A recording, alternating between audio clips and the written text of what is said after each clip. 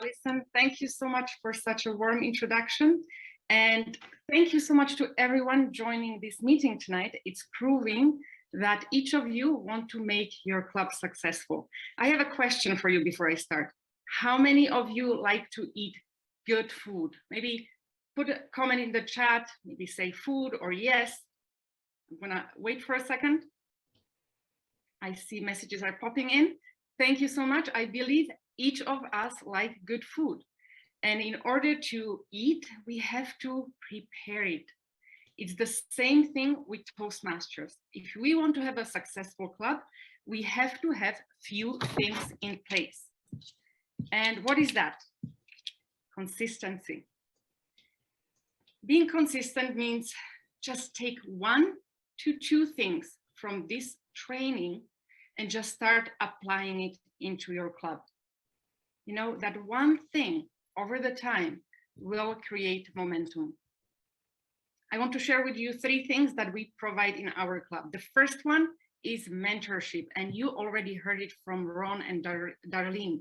In our club, we have a special role called mentor coordinator, and it is our long-term member, Alec Campbell. What is his role? He takes a new member and club member who is with good standings.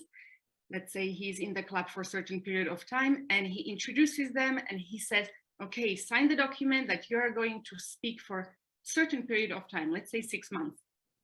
Now, mentors work for the new club or for the new member will be go through pathways, go through certain roles, help them with icebreaker. And why? Because as we know, VP of Education and VPPR are the busiest roles in the club. That will give a little bit ease from overwhelm for VP of Education. Second thing is, I don't want to say we provide it. We create expectations from our club officers because each club officer has a role. How do they know what to do? Oh, that's why we have this kind of trainings. We make it mandatory and we expect our club officers to join leadership training. Now, not because we want them just to learn, but as well when they learn, they bring their new experiences into our club, and then they will spice it up with their own skills and with their own strength. And the third thing is being consistent. Remember, before pandemic, we were meeting in person. Club officers, we could chat in the meeting before or after meeting, and we could socialize. Where now it's completely different.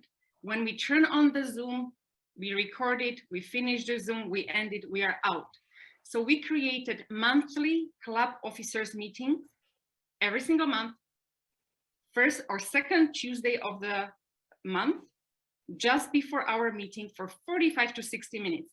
Why? Because we want to make sure that our club officers know what are our goals, what are our challenges, how we can support our members, and how we can serve outside of our club. Now, as a president, my role was to not only prepare those meetings, but prepare the agenda. What are we going to talk about? What are the challenges? And who can present or speak at that club officer meeting? Now, don't forget about reminders, because you know, no matter what, how long you are at Toastmasters, you still might forget.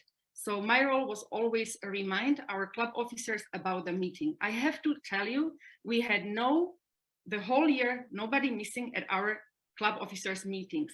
If it happened once or twice, we sent them recording and there was an expectation they are going to watch that recording. Now, again, how the club becomes successful is when we are consistent, when we create expectation, and all of that will create momentum.